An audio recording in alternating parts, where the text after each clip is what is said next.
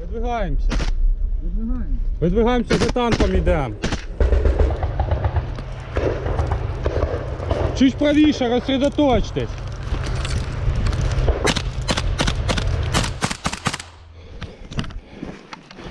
Все в укриття. Низ.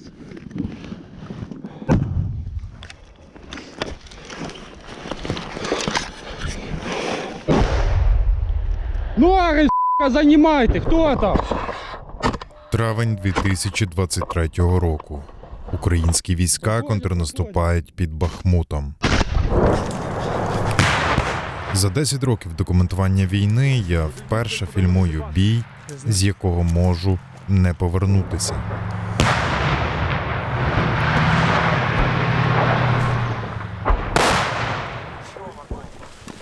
Зараз рухаємося з бійцями вже на зачистку правої сторони, правого флангу, де ми перебуваємо.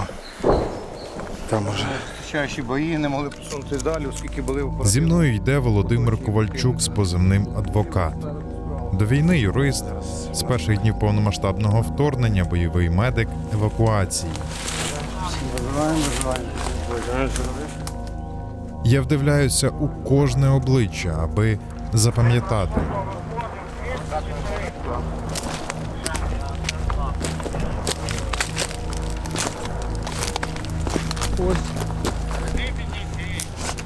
Не для слабонервних. Орки. Он.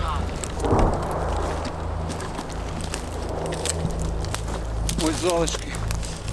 Отак вони знайшли тут своє пекло. Вони тут займали позицію, ми їх штурмували.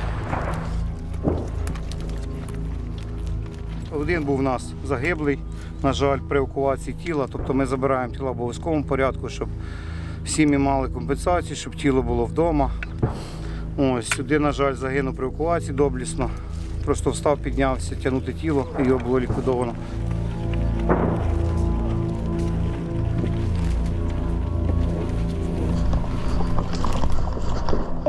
Быстро в яму прыгал. Під час штурму беруть в полон російського військового. Адвокат дає зрозуміти, що той буде жити. Подожди. Так, откуда ты родом? Быстро. С Бурятии, с Улан-Удэ. Улан-Удэ. Какое подразделение? Сейчас поступили. не видумай, давай, кажи, як є. 9-й полк. Ты сотрудничаешь с спецслужбами Украины, рассказываешь все откровенно. Согласно Женевской конвенции, тебе гарантируется нормальное обращение. За твоим выбором или ты пойдешь на обмен на наших военнопленных, или останешься до конца войны, а потом как-то тебя там отправлят домой, как ты захочешь. Ты понял? Понял. Веди себя нормально, и все будет хорошо с тобой.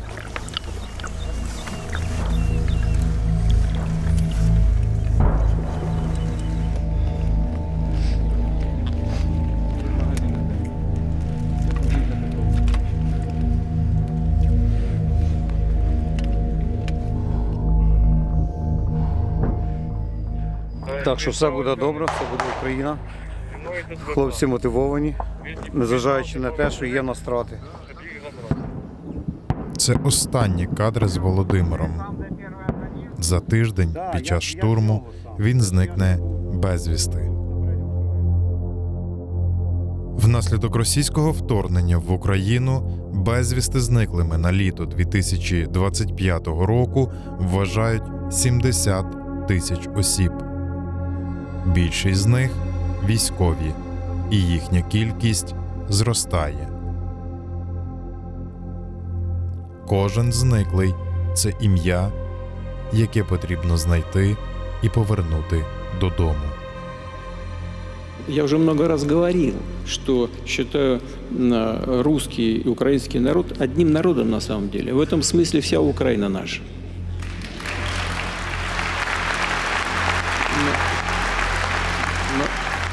Но, знаете, у нас есть такая старинная, ну, это не поговорка, не притча, а старинное правило. Там, где ступает нога русского солдата, то наша.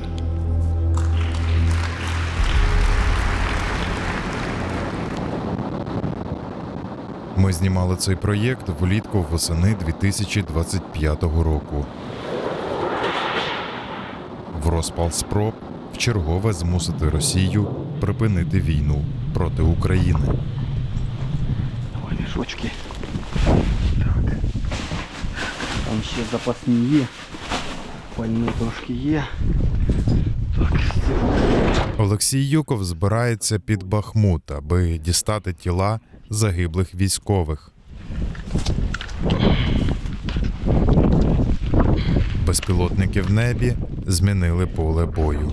Тепер це гра на виживання. постійно тепер їздимо з рушницями, бо дронів стільки, що просто, я не знаю, просто це просто звездець. 27 років я в пошуку загиблих. Це моя місія на цій землі. А навіщо ви це ризикуєте життям, щоб зібрати ці кісточки? На що ви готові, щоб забрати свою дитину з полю бою? От кожен хай задасть собі питання, на що він готовий? Ну, на все.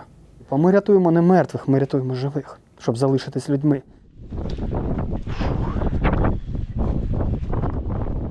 І якими люди, коли ми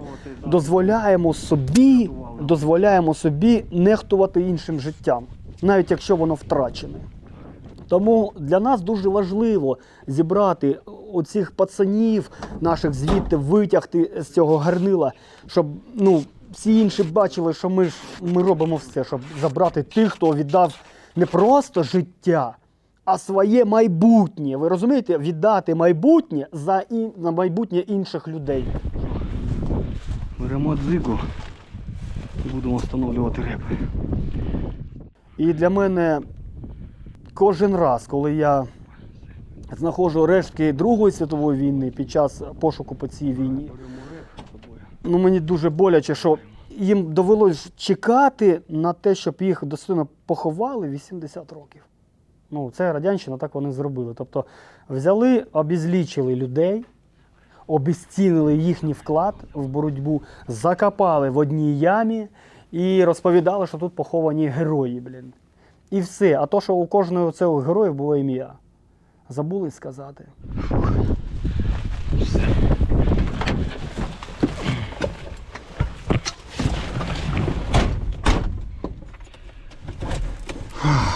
Все.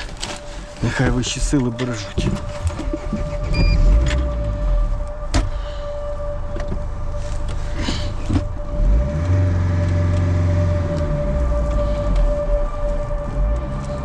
Вони спалюють міста, спалюють села під нуль.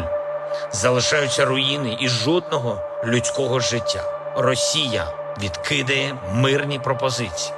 Ми усі чітко розуміємо, що питання про незалежність України – це питання про виживання українців. Україна буде захищатись. Дніпро. Новокодацьке відділення судово-медичних експертиз. Морг.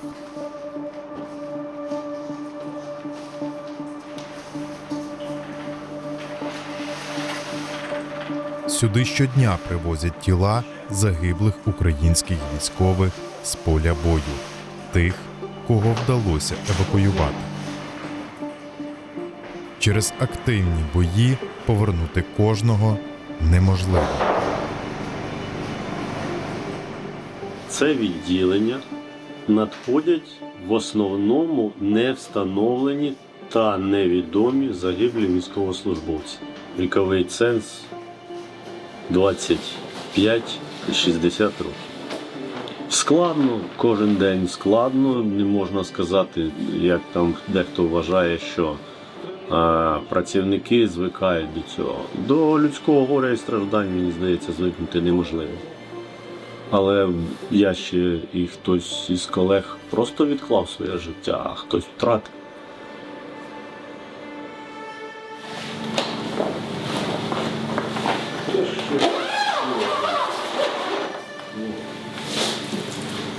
Можешь куда там следующего. Да.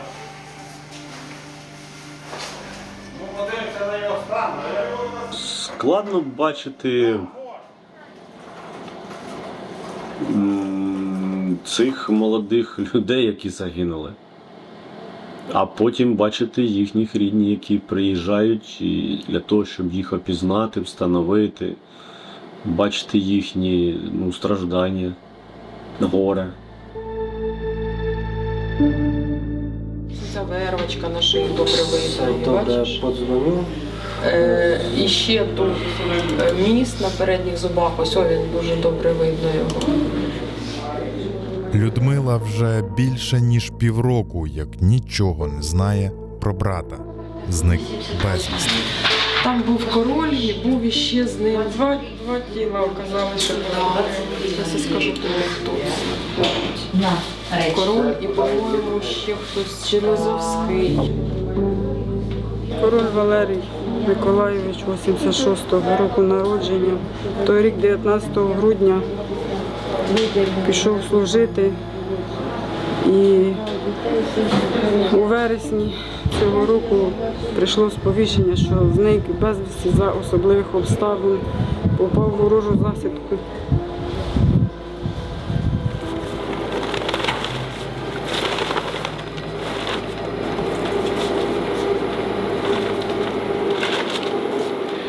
Батька нема. Нас мами 4.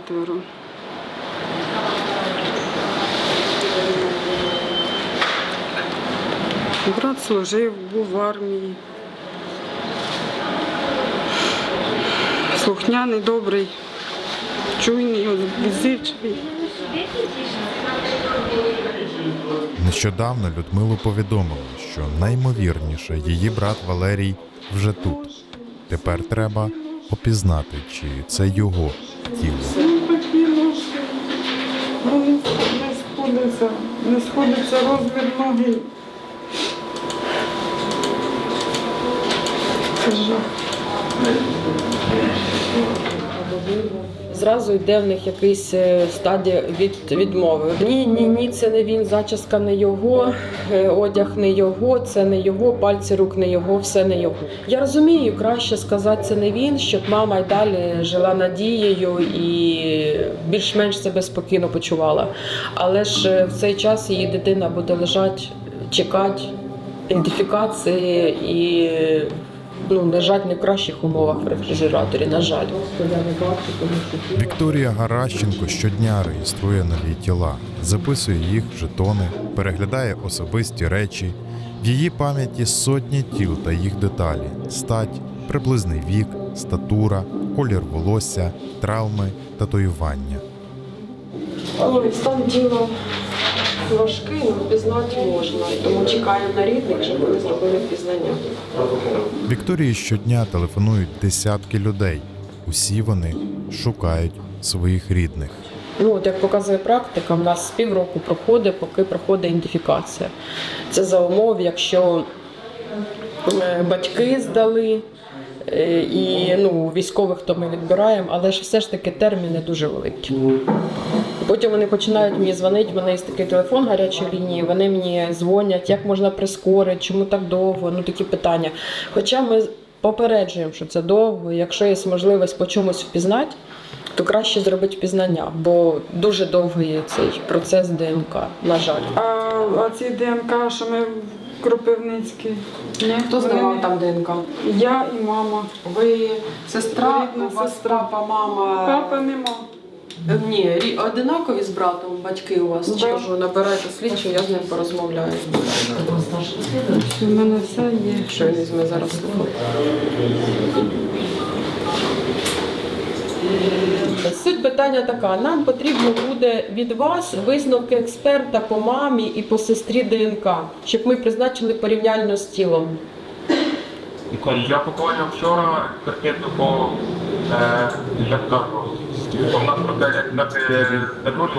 Ми розуміємо, що це мене час, але ж ми попередити хочемо, щоб ви не віддали там справу на СБУ разом з цими висновками експерта, щоб ви надіслали на Viber сестрі чи на WhatsApp, ми вже з нею состикуємося і призначимо порівняльно. Добре? Все, на все добре вам, до побачення. Я навіть не знаю, як їх затішить, цих рідних, чим їх утішить, які слова підібрати. Все добре, де ж воно все добре, якщо воно не добре. Минеться все, воно не минеться, тому що такі втрати, що це на все життя. Серед моїх знайомих дуже багато теж, яких безвісті, хтось уже один з полону повернувся. Я цього хлопця знала, він там на вулиці живе, але коли я знала, що він з полону повернувся, це такі емоції, які... Я знаю, як батьки переживали, як вони цього чекали. А дехто ще безвісті зниклий. Одного разу мені тут жінка писала, мама, вона шукала сина, дуже довго шукала, а потім мені пише таке смс, мій синочок повернувся додому. Я розцінила це як полон. Така вона, я дуже вам вдячна за пошук, слава Богу, мій синочок повернувся додому. Я їй говорю, дуже рада за вас, що він додому повернувся. І вона мені надсилає фото могили сина. Отак от.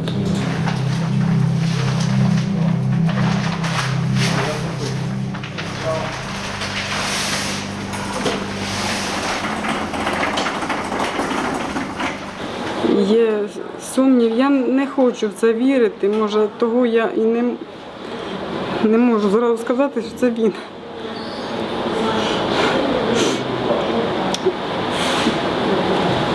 Надіюся і жду, що він живий.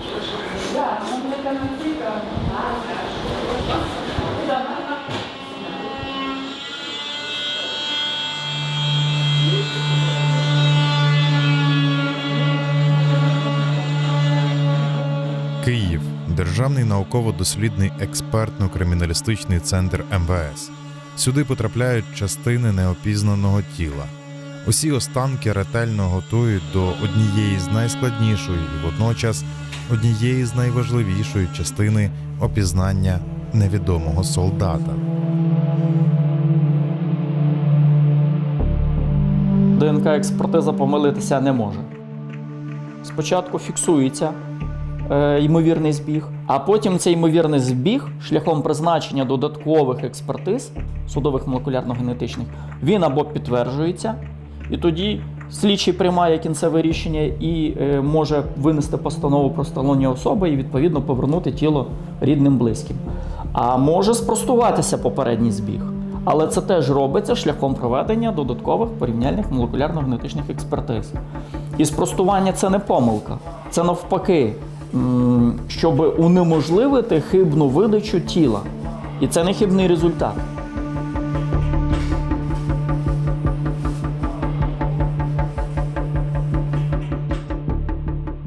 Частину кістки очищають від бруду та решток тканини тіла, дезінфікують і сушать 12 годин. Пізніше подрібнені зразки кістки поміщають у генетичні аналізатори. Далі унікальний ДНК-код внесуть до бази та чекатимуть на збіг, аби встановити ім'я загиблого. Стан, в якому вони приходять, це перша проблема. Друга проблема, крім гнилісних змін, це обвуглення. Тому що тіла, які перебувають після бойових дій, після займання, горіння, вони в такому стані, в якому їх вже вилучили після всіх цих подій. Вони вже там все, як кажуть, пережили. І найбільша проблема, що коли кажуть, повертають останки тіл, повертають не цілі тіла, де, фактично, якщо ціле тіло, треба відібрати один зразок. І на сьогодні, якщо ми говоримо про 6 тисяч плюс тіл, Ну, це 6 тисяч плюс зразків. Насправді трошки інша ситуація. В кожному, якщо пакуванні навіть 2, 3, 5 або 10, то це в 10 разів більше. Ну, математика дуже проста. 60 тисяч плюс зразків треба дослідити експертам генетиків.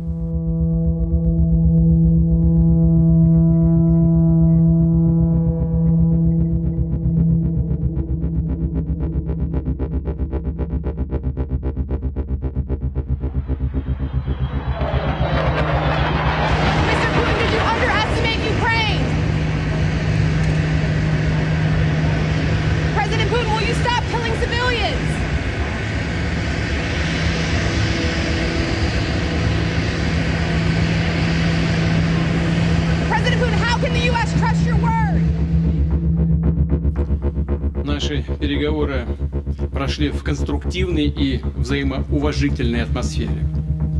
Были весьма обстоятельными и полезными. Хотел бы еще раз поблагодарить моего американского коллегу за предложение приехать на Аляску. Thank you very much, Vladimir. And thank you all. Thank you.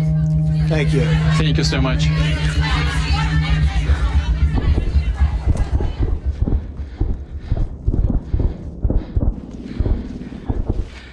Где-то вертушка.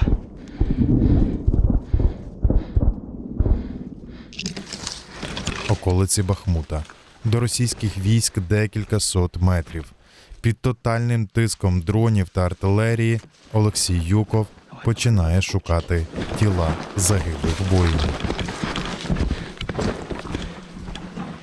Думаєте, нам не страшно заходити в цей страшно.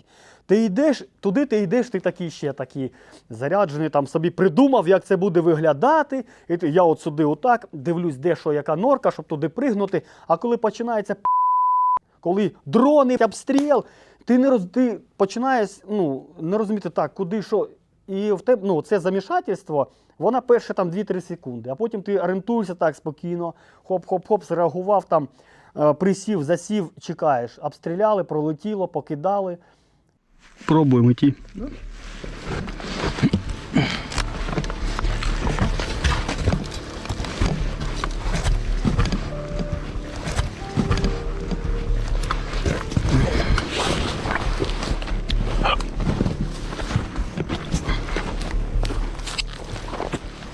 І ти отак виходиш, і ти отак ризикуєш, ці міни, оце йдеш, наступиш, не наступиш.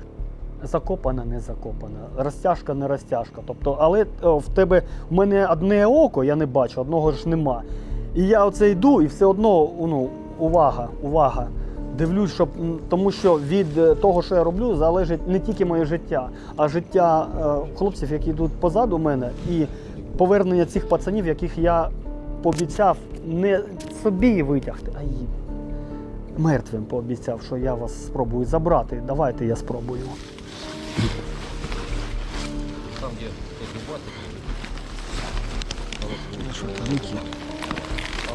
Стой. Я должен вас. Зубастик.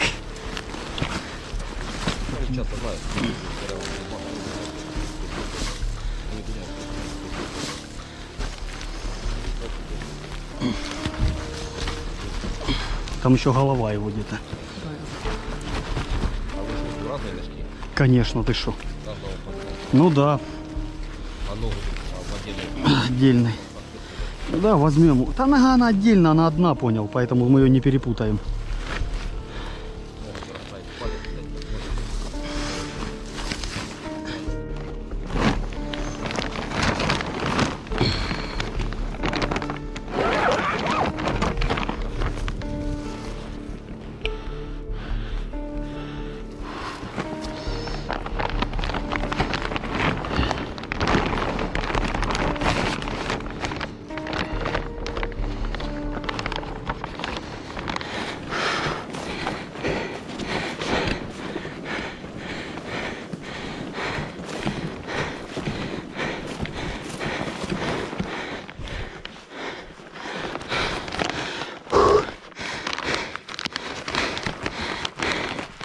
Ну ты ну ты все, у тебя рюкзак с телом, у тебя отут в мешке 2 тела.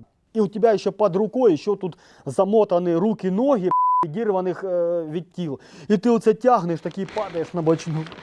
І такий про себе думаєш, я зараз здохну, у мене просто сил немає, от я вже мотор отак. І ти, ну, ти здихаєш, ти чувствуєш, от таке враження, що ти здохнеш, просто у тебе все горить отут, хоча я спортсмен, да? І мені фізично не вистачає, щоб втягти у цих 5 кілометрів, блін. Біжиш через ці кущі, вибігаєш, такий, слава Богу, я цю ділянку пробіг, а тепер треба забрати у тих, що ще попереду.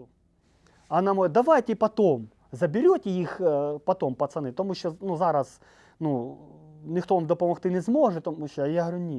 А як ви їх понесете? Я говорю, отак понесемо.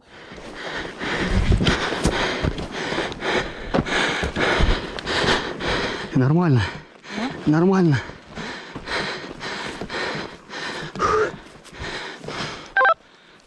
Діма, прийом, вийди на зв'язок.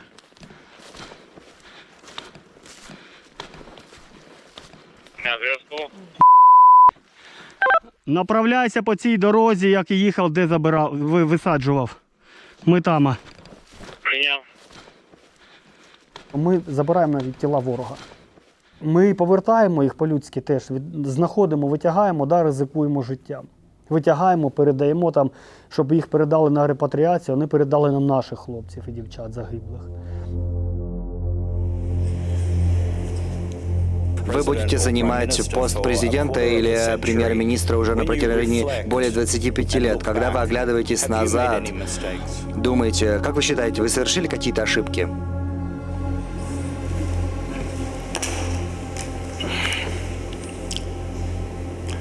Кто из вас без греха, тут пусть первым бросит в меня камень. Давайте на этом закончим.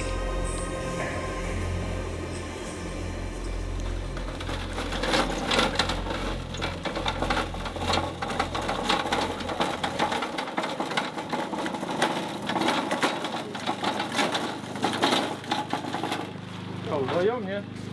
Окей. Я возьму. Влітку 2025 року Росія почала репатріацію тіл загиблих українських воїнів. Першу 1000 тіл привезли в Полтаву, де розгорнули польовий морг. Такі потяги прибули у Київ, Львів, Одесу, Вінницю і інші міста України.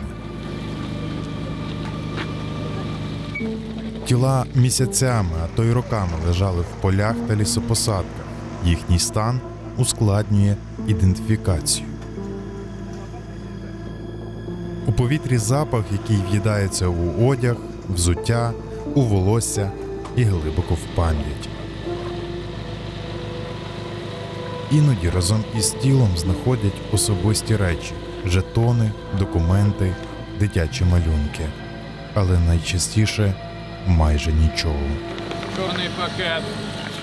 Десятки експертів та слідчих тижнями оглядатимуть тіла, описуватимуть їх стан і відбиратимуть зразки ДНК. У кожному мішку чиїсь імена, які доведеться встановити. Якщо ми маємо достовірні ознаки бойової травми, якщо ми можемо визначити причину смерті і механізм утворення тілесних ушкоджень, ми можемо не розтинати тіло. Я знаю, що в мене є 3 питання.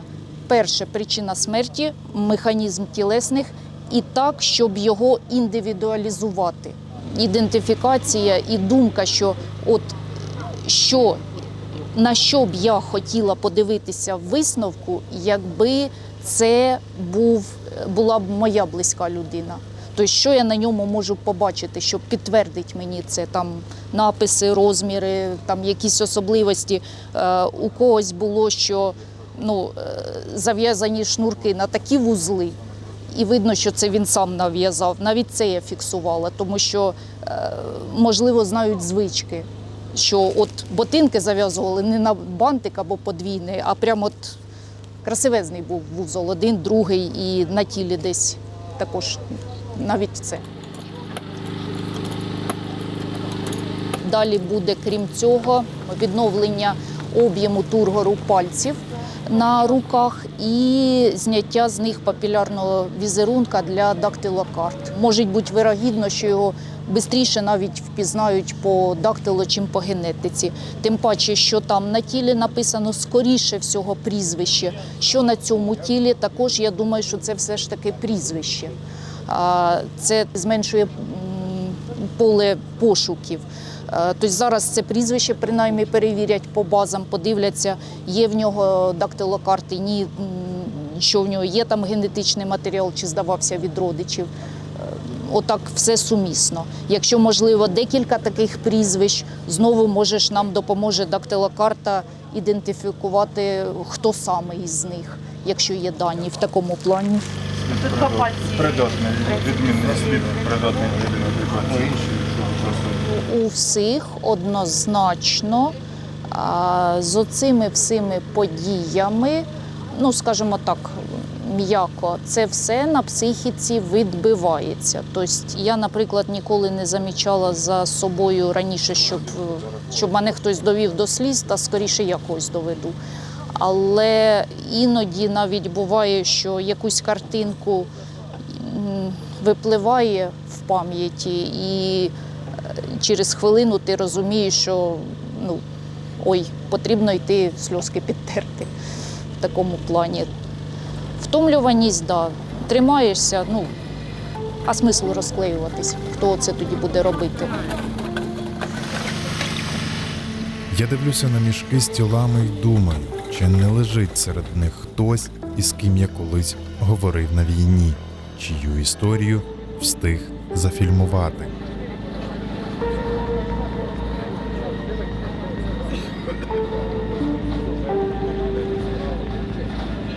Разом із тілами українських воїнів Росія відправила до України і останки декількох десятків своїх військових. Навіть коли зроблені всі заходи для ідентифікації, в тому числі проведення експертне дослідження, слідчі і прокурор можуть мати фактичні дані, які не можуть самі по собі дати результат, кому це тіло належить. По деяким тілам ми маємо інші зачіпки. Жетон, військова форма, особисті речі. Деякі тіла візуально можна впізнати, і, відповідно, шляхом проведення певних заходів знаходять фотографії, відеоматеріал в соціальних пабліках країни-агресора. І одразу стає зрозуміло, що це тіло належить громадянину Російської Федерації, який як окупант перебував на нашій території. Тобто, якщо ми це змогли зробити, питання, чого це не зробила країна-агресор, чому це тіло поклали і відправили нам.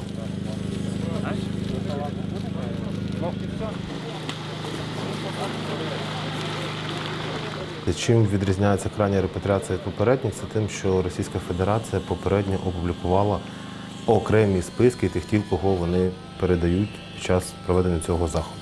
Опублікували ще до того, як сам захід був проведений. Публікували тоді, коли поширювали наратив, що Україна відмовляється або не хоче, або переносить дати проведення цього заходу. З нашої сторони тоді коментарів не було, тому що всі розуміли чітко, на яку дату, що заплановано, і всі готові і провели ці заходи. Після того, як родини деякі побачили в цих списках знайомі прізвища, відповідно, вони почали телефонувати, з'ясовувати всі обставини. Всім пояснили, що на сьогоднішній день захід не проведено. Як тільки буде проведено, ми розуміємо, що в першу чергу треба перевірити, чи по документам будуть передані ці тіла. Вже на сьогоднішній день після передачі цих тіл звірили список, який було опубліковано російською стороною, з інформацією, яку було надано під час проведення репатріаційного заходу. Вже зараз є факти, коли ці прізвища, які зазначались в попередньому зливі інформації, не відповідають дійсності. Я думаю, що це саме психологічний тиск на родини зниклих безвісті. Така чутлива категорія в стані невизначеної втрати, які не розуміють, що дійсно сталося, чи загинув, чи в полоні, і шукають таким чином, як ще сильніше на них тиснути, маніпулювати, пробувати маніпулювати. Літо 2025 року. Чернігів. Обмін військовополоненими. В Україну повертаються військові, які пробули в російському ув'язненні декілька років.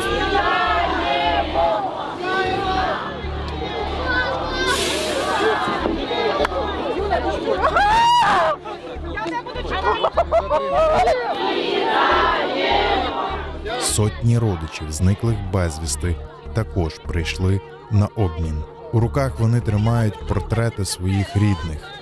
Хтось вже роками нічого не чув про своїх близьких і сподівається почути про них бодай якусь звістку.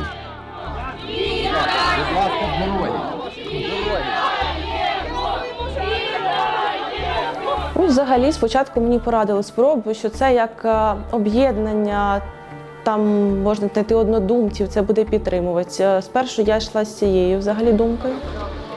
Взагалі ці акції, мітинги підтримки, вони велика заноза в суспільстві, ми не дамо забути про полонених, про безвісті. Тобто, якщо ми не будемо про це казати, то, можливо, їм ніхто й займатися не буде. І це мене мотивувало в підтримку і свого чоловіка, і інших, щоб ніхто не забув ні про полонених, ні про безвісті, і не про полеглих. Білоус Андрій! Мартиненко, 25-та бригада!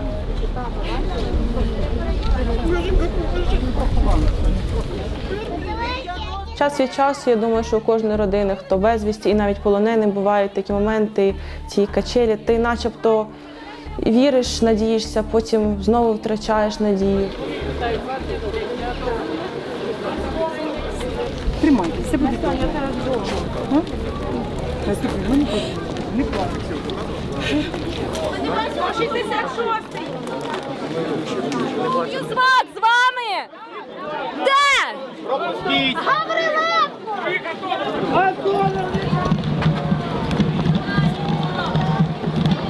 Юра! Юра!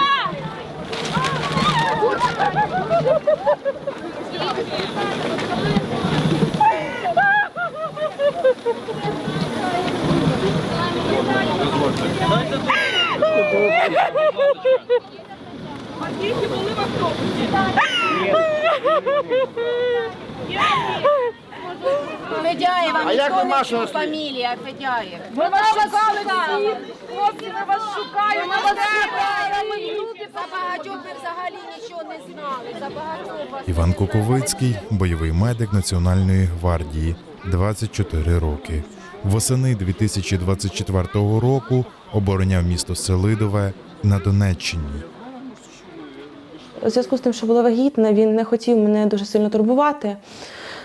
Я знала, що на той час він там декілька хлопців врятував. Він мені так просто сказав, але без якихось подробиць. Але нашим родичам повідомляв, що вже мав на той час дуже важких 4 виходи і був не впевнений, що 5-й взагалі відбудеться вдачно. Мені він зателефонував по відеозв'язку, сказав, що не переживай, все добре. Він навіть не повідомляв, що він з Селидова, я цього не знала. Я на 5 днів виходжу на завдання, не буду в мережі.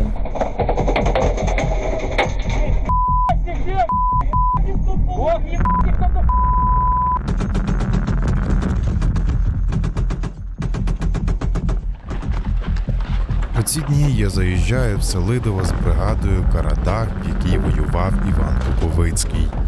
Я хотів зафіксувати важкі бої під час оборони ще одного українського міста. Місто в напівоточенні, а отім, як кажуть бійці, бої тривають. Селидове щодня накривають дрони, артилерія та авіація.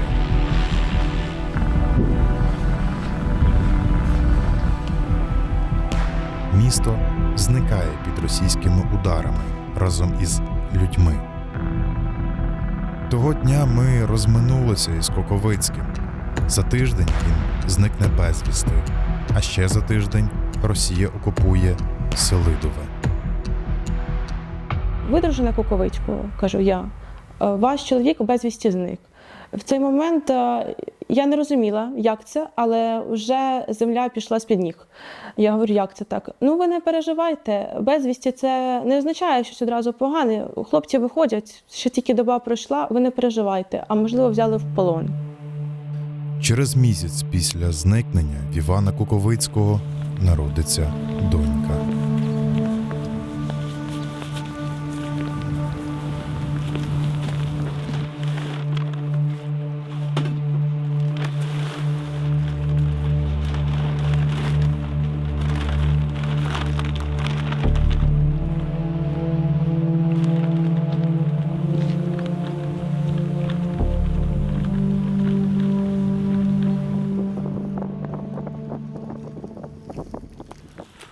Що, як нічка була? Та нічка така собі. В принципі, добре, що під ранок дощ пішов. Тобто, хоч виходити було, бо ми думали, що ми не вийдемо. Бо зночі почали, літати з тепліками. І ми це у пацанів в бліндажі засіли. Вони почали, крити все. Участок. Може, помітили, що збирали тіла. Почали крити участок цей.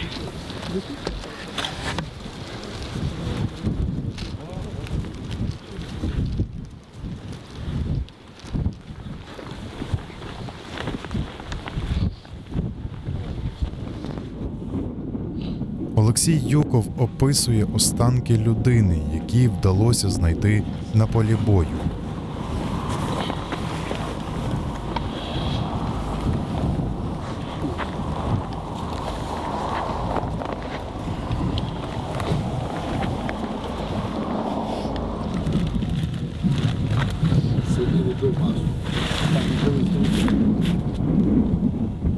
Кістку за кісткою він викладає на діаграму тіла і ретельно оглядає кожну деталь.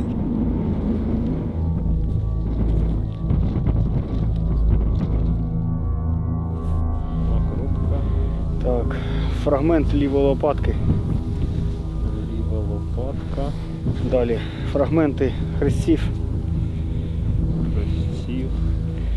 Так, фрагменти лівої малої гомілкової кістки.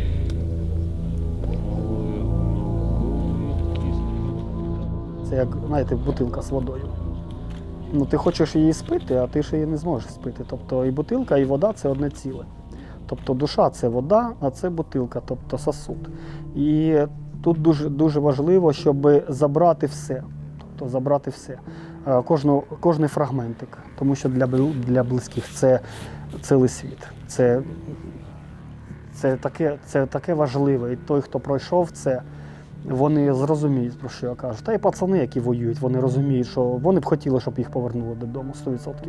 Ми ховаємо в першу чергу людину і образ людини. Коли лежить в троні людина, і ми знаємо, хто це лежить, і для когось ця людина це настільки близька, і він бачить, що він бачить цю дитину там свою останній раз, або свого коханого, або батька, або брата, або чоловіка, да, там, останній раз. І ми в першу чергу ховаємо тіло. Тому що ми всі віримо в те, що коли тіло буде поховано і коли ми його оплачемо, душа буде вільна.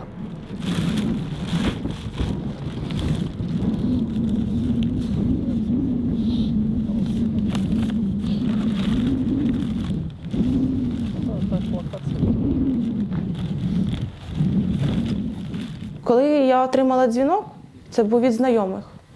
А ти знаєш, що сталося? Я кажу, що? Твого Ваню вернули. А тими днями повинен був проходити обмін полоненими. Я чомусь перша асоціація, так обміну ж полоненими не було. І в цей момент мене доходить, що це саме по репатріації тіл. Я дзвонила, питала про причини смерті, можливо, вже є якась експертиза, де встановлено взагалі, як це відбулося. Питала, чи кого ДНК, чи брали його, чи тільки батьків. Я питала, мільйон запитань, фото просила, все, щоб, тримала з останньої надії, а можливо, це не він. Можливо, це не він. Коли вже почалася підготовка до поховання і мене попросили явитись в похоронне бюро, я також не вірила, мені дається доступ про смерть, я не можу зрозуміти, що це його взагалі. Це не його і все. І вже коли в цей момент мені дали його речі, коли я побачила ці речі, я зрозуміла, що це 100% він. По-іншому бути не може. Я їх особливо не розглядувала, попросила залишитись з чоловіком, але тільки залишила обручку. Я до останнього, коли їхала додому, думала, що я зараз прийду, подивлюся, а це не вона. Це все-таки була вона.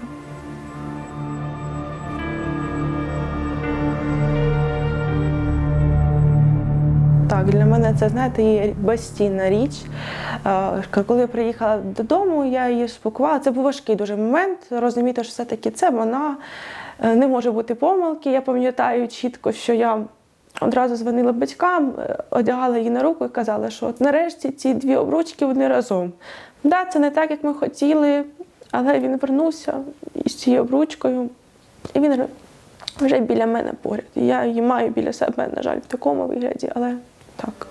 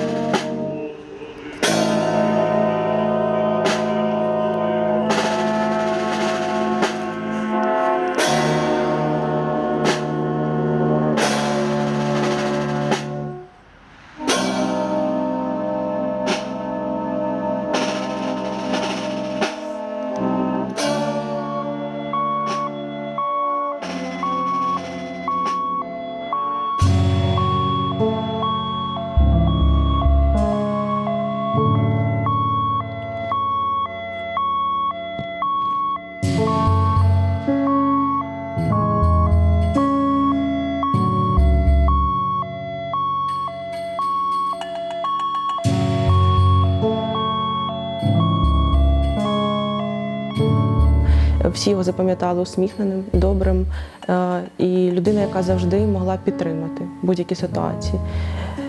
Він міг сказати мало слів, але так чітко, що будь-кому надати цю підтримку. Таке відчуття, наче він в кожному подиху зі мною, в кожному рішенні. За цю, на жаль, коротку кількість часу, яка нам була відведена взагалі на сумісне життя, всі його звички, все перейшло на мене. Тобто я зараз живу повноцінно все одно ним. Тобто відпустити остаточно, я думаю, що не вдасться ніколи. Можливо, це буде трошки менше з часом, коли загоїться взагалі цей біль. Але це не пройде все одно ніколи.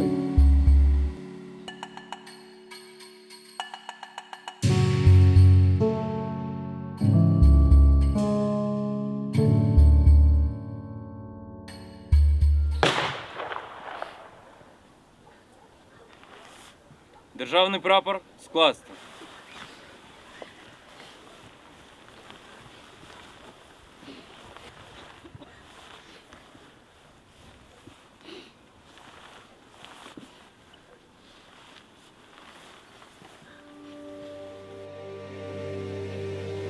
Від імені Президента України, Верховного Головнокомандувача Збройних сил України, прошу прийняти цей прапор як символ держави, який вірно і до кінця служив ваш син.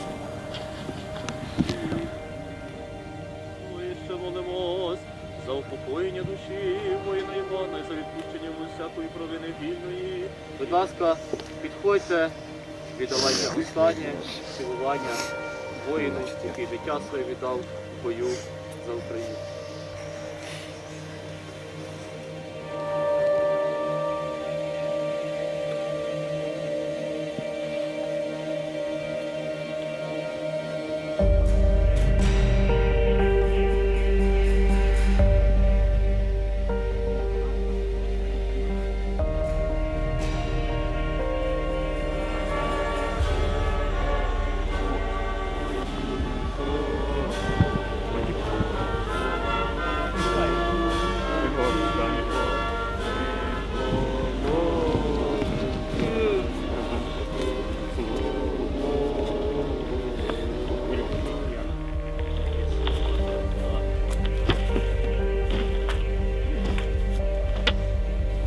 Господня земля,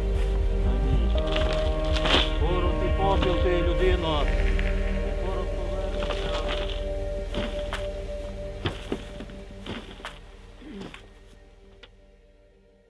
Ми чекали донечку, я була на 8-му місяці вагітності. Ми Перед його зникненням якраз дізналися, що це точно донька, і я пообіцяла, що скину йому УЗД, тому що він і не бачив навіть її. Я йому скинула, але, на жаль, він вже не прочитав, на той момент він зник.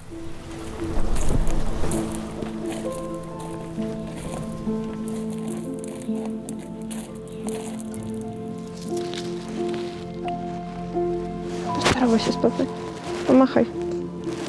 Він кожному рішенню, він в нашій доньці, я бачу в ній повністю відображення 100% у нього, вона копія його. Давай, махай. Кажи, папа, привіт. Знаєте, важко, чесно кажучи. Так приїжджаєш на кладовище, а тут вінок висить різдвяний.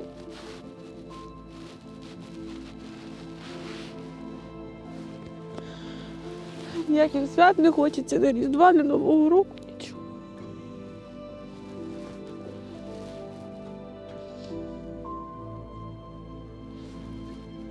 Дадуть. Ти папі махаєш, так? Помахай. Привіт.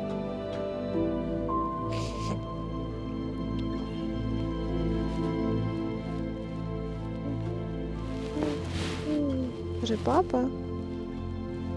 Кажи, доця. Кажи, папа. Кажи, папа. Я до останнього вірила, надіялася, трималася, що він матиме змогу потримати її на ручках, і вона взагалі познайомитися з татом. Мене ця дуже думка мотивувала також в пошуках, але, на жаль, цього і не сталося. Життя така страшна штука. За рік я встигла з чоловіком одружитися, стати дружиною, батьками і вдовою. Всього за рік.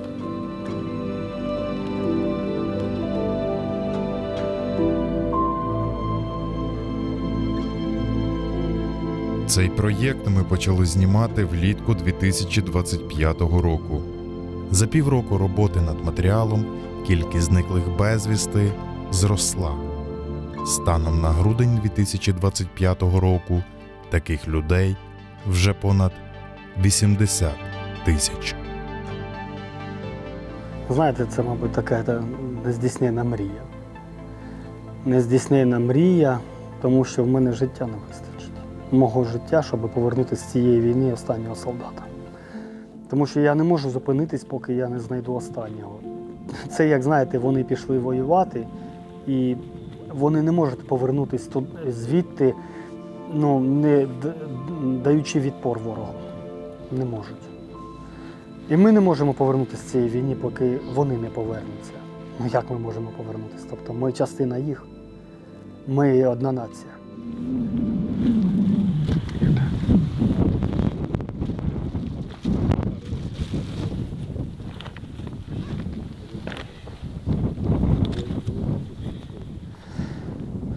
Це розуміння останнього солдата, воно не закінчиться.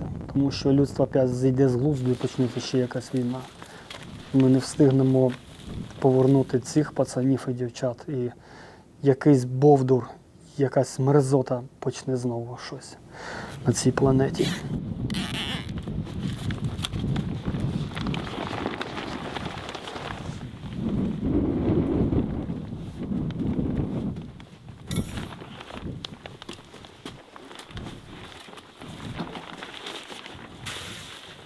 Нашого покоління з вами, повинна стояти головною точкою опори, не допустити більше ніяких війн. Не допустити, тому що грош ціна тоді тим, хто загинув, буде грош.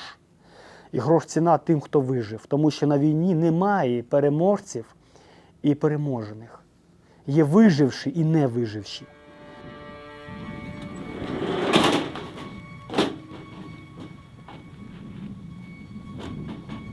Щоразу після фронтових репортажів мені телефонують рідні тих, кого я знімав. Інколи це відео – остання звістка про солдата.